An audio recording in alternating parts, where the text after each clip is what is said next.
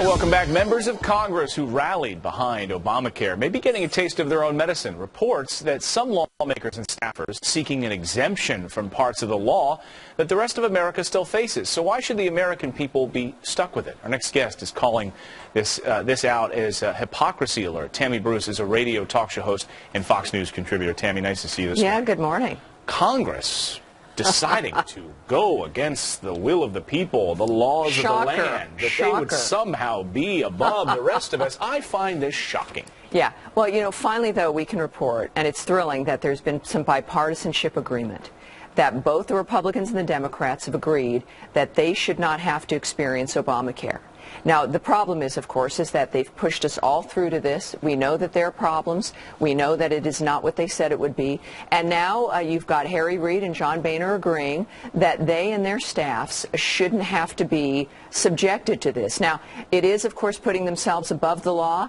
It's not the first time they've done it. They've also just last week effectively, many say, gutted that insider trading law. That it was a big deal last year, right?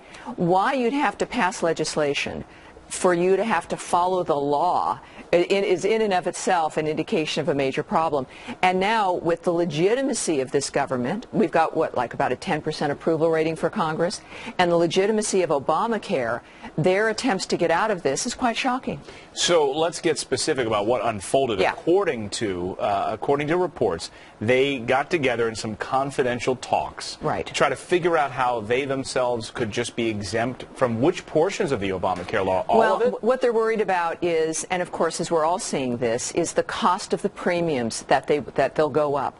So they're worried about what they're terming as a brain drain, that younger people who right now get their health care paid for by the federal government, if they have to go into the exchanges and do it with what all the rest of us have to do with Obamacare, it's going to cost too much, and some of those younger aides will leave Congress. So what they're doing is, and you're going to notice a lot of euphemisms, they don't need a waiver from Obama, and they're not going to need to do legislation, and so everyone's being very careful with the words. They want the Office of Personnel Management to tell them that either they can keep what they have now, or that the federal government will pay everyone's health care for them. Now, we would also, of course, love that. We have to pay it ourselves, and already in Maryland, which has been very gung-ho with Obamacare, premiums there are expected to go up 150%.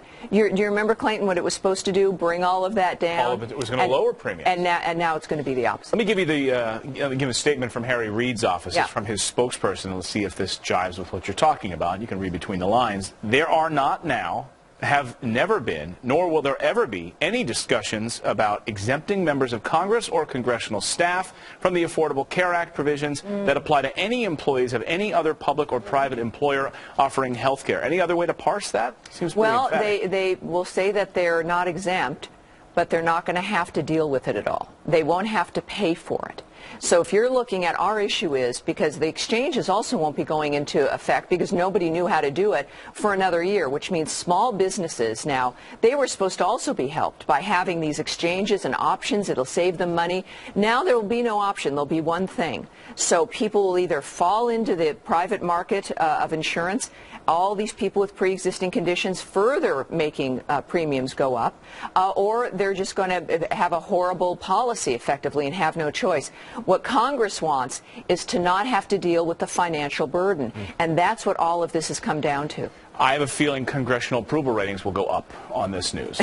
You know, I don't know if they can go any further, if we can get into negative territory. Right. But this again is about Congress following the law and the legitimacy of this government. And if they don't have to do it, maybe it's a statement that maybe none of us should have to do it. Tammy Bruce, radio talk show host and Fox News contributor. Great to see you. Thank you. Have a great weekend.